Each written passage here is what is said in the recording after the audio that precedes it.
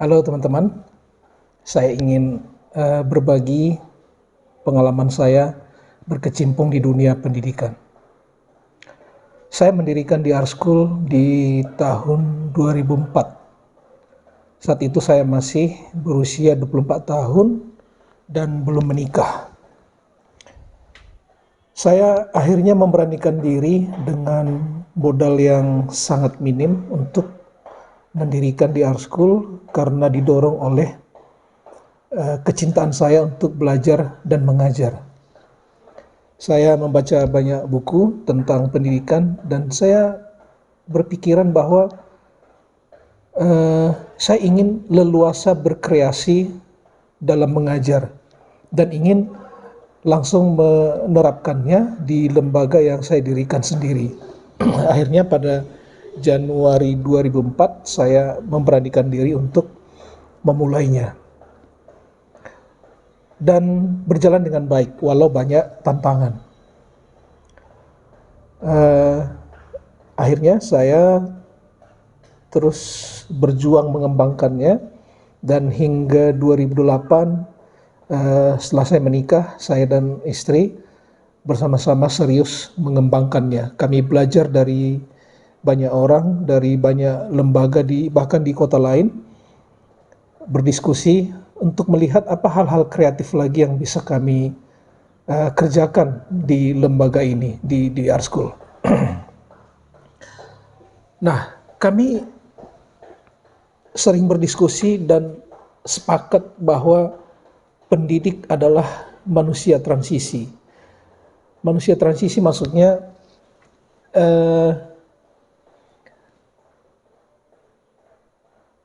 bahwa pendidik itu adalah jembatan perubahan antara masa lalu dan masa depan.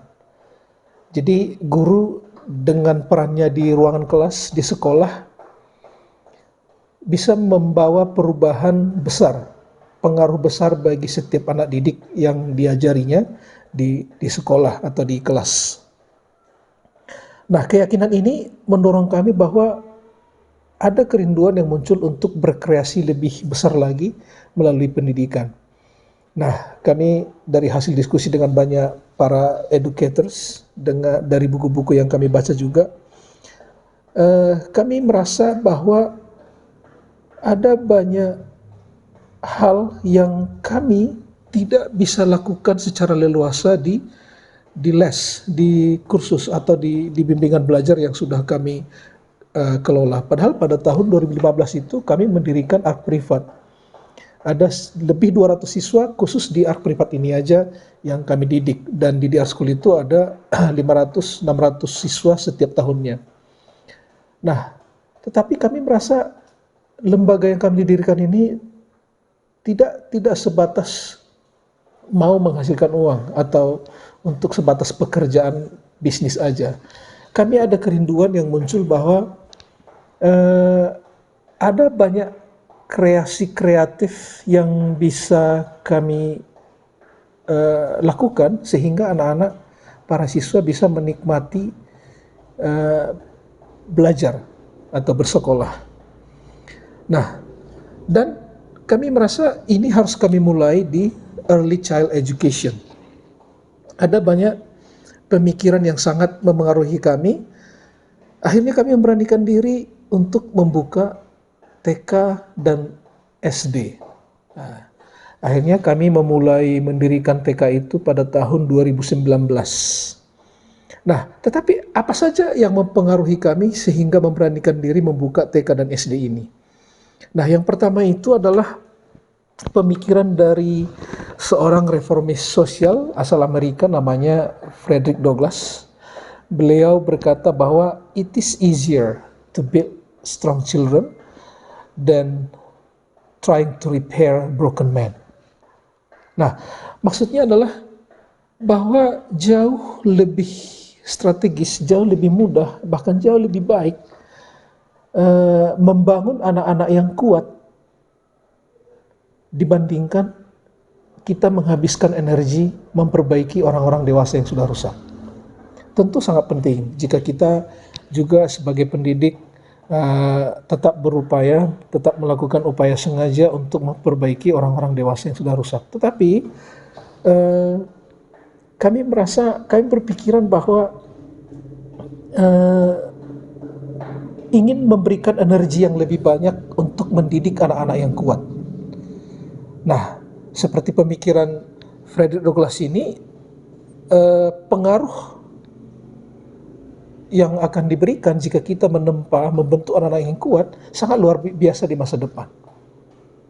Kami juga sangat meyakini bahwa di negara yang tidak serius dengan early child education tidak akan didapati universitas-universitas terbaik. Nah, jadi kita sangat penting untuk mempersiapkan bibit yang berkualitas agar di negara ini akan ditemukan kelak di masa depan pendidikan yang berkualitas. Itu pemikiran pertama.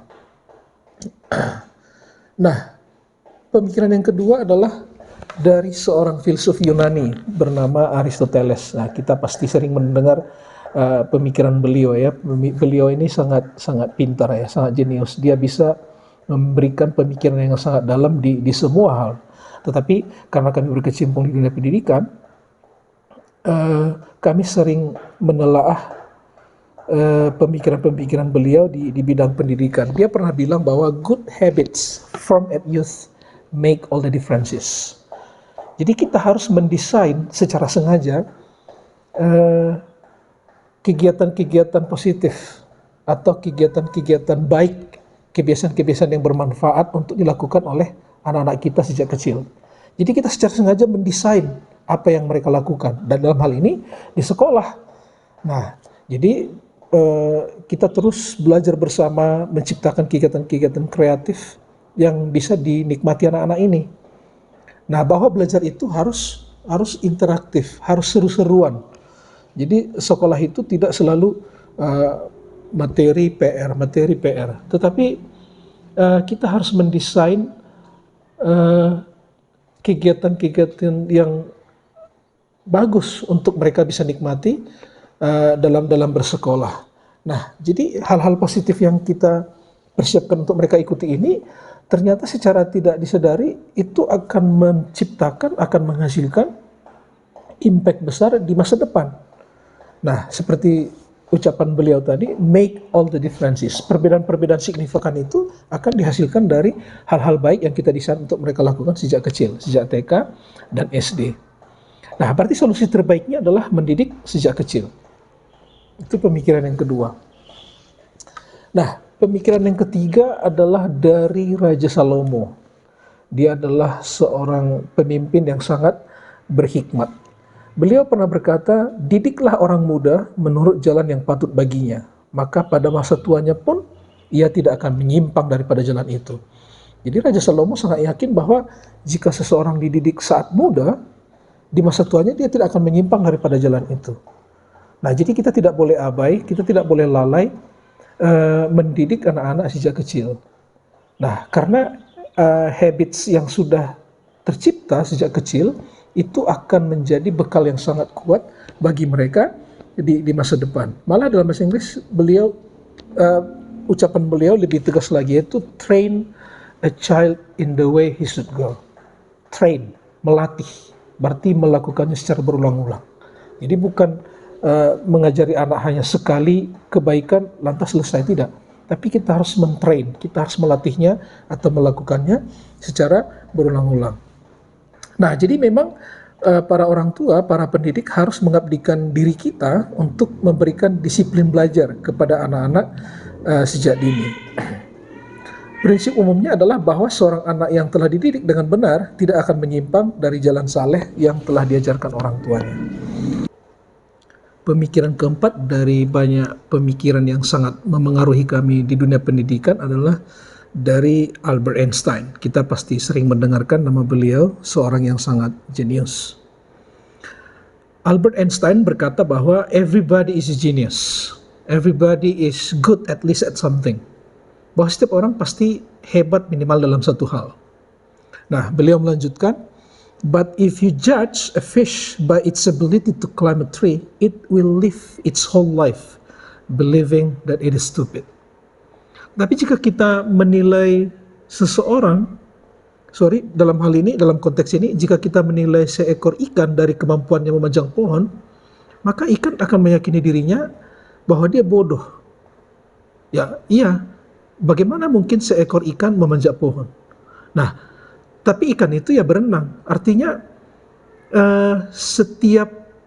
jangankan manusia, setiap binatang pun memiliki kemampuan yang berbeda-beda di alam yang terbuka. Nah, manusia juga gitu. Everybody is good at least at something. Setiap orang pasti hebat minimal dalam satu hal. Nah, ada yang hebat di akademik, di matematika atau di sains, tetapi di saat yang bersamaan dia tidak memiliki bakat atau kemampuan di bidang seni, bahasa atau olahraga misalnya. Nah, apakah seseorang yang hebat di eksat adalah jaminan bahwa dia berhasil di masa depan? Belum tentu. Dan sebaliknya, bahwa orang yang lemah di eksat tetapi kuat di bidang lain bisa jadi juga berhasil melalui bakat dia di bidang lain. Nah itu yang mau kita perbaiki, mau luruskan di bidang pendidikan ini. Kita meyakini bahwa di masa depan setiap orang dari bakat kemampuan yang dia miliki, dia bisa berhasil di dalam hidupnya. Jadi kita akan mengakomodir. Tetapi ya tentunya sebagai sekolah kita akan serius di semua hal ini. Orang yang kuat di matematika, di sains, kita akan mengakomodir, kita akan melakukan berbagai cara supaya mereka semakin hebat di bidang tersebut. Kita tidak akan terlalu mengagungkan satu bidang saja. Nah, tetapi kita juga tidak boleh menghakimi bahwa orang yang lemah di bidang itu bisa jadi dia kuat di bidang olahraga atau di bidang seni. Nah, ya misalkan seorang Lionel Messi, seorang Cristiano Ronaldo bisa berhasil melalui bidang olahraga. Nah, tapi yang perlu kita latih adalah semangat dia untuk mengembangkan bakat yang dia miliki, ketekunan, kesabaran untuk berlatih setiap hari, seperti yang dibilang Raja Salomo tadi, bahwa bakat itu harus dilatih secara berulang-ulang, setiap hari malah. Nah, jadi kita harus meyakinkan anak bahwa tidak ada penghakiman bahwa jika bakatnya berbeda atau bakatnya tidak sama dengan temannya yang lain, dia tidak bisa berhasil. Enggak, justru kita harus meyakinkan mereka apapun bidang yang mereka geluti di masa depan, mereka bisa berhasil, mereka bisa melakukan hal luar biasa di dalam hidupnya. Nah, jika anak dengan bakat yang berbeda ini kita latih mampu bekerja dalam tim, memiliki leadership yang baik, memiliki ketekunan dalam mengerjakan sesuatu, itu adalah modal yang sangat baik bagi dia di masa depan. Nah, itu yang kita rindukan bisa kita kerjakan di sekolah ini dengan sangat baik. Nah, jadi sasaran yang sangat penting adalah ketika anak-anak ini bahagia bersekolah, excited untuk bersekolah, bertemu temannya, untuk belajar, itu sudah sangat luar biasa. Nah, jadi inilah 4 pemikiran yang kita rindu untuk betul-betul terus kita evaluasi dan kerjakan di sekolah ini. Nah, dari seorang Frederick Douglass mengatakan bahwa it is easier, it is more strategic to build strong children. Dari Aristoteles yang berkata bahwa good habits formed at youth make all the differences. Kebiasaan-kebiasaan bagus yang kita terus bina, kerjakan sejak kecil, itu akan make big difference in their life in the future. Akan memberikan impact yang luar biasa, perbedaan yang sangat hebat bagi hidup mereka di masa depan. Dan Raja Salomo tadi bilang bahwa anak-anak itu harus ditrain, dilatih secara berulang-ulang, bukan sekali saja lantas kita abaikan, tapi harus kita latih secara berulang-ulang. Dan selalu dengan keyakinan bahwa everybody is good at least at something. Nah, kami sangat yakin jika hal-hal ini kita kerjakan dengan serius, maka anak-anak ini akan memiliki keyakinan untuk bisa menjadi pribadi yang berhasil di masa depan dalam hidup mereka. Terima kasih.